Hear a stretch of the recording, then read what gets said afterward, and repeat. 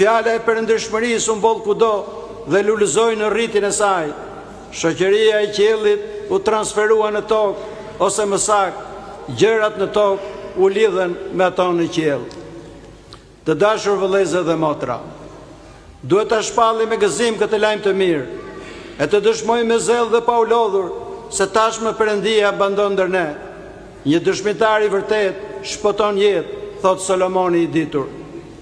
Është detyra e çdo të krishteri ta përhap e ta bashkëndaj këtë dritë me të gjithë botën, sepse vetëm duke e ndarë atë me të tjerët, drita mund të ruhet dhe të rritet.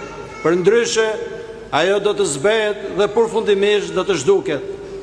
Tani më shumë se kur, bota ka nevojë për dritën e Krishtit. Është e nevojshme sepse një jetë pa praninë e Zotit bëhet e mjerueshme, kthehet në jetë pa dashuri, pa gëzim, pa dritë, një jetë në errësirë. Vetëm prania e Tij mund të ndriçojë zemrën dhe shpirtat tanë dhe mund të japë jetës tonë dritë e gëzim. Ai është drita në errësirën tonë dhe mësimi i Tij, thot psalmisti, është një llampë për udhëtimin tonë në këtë jetë. Për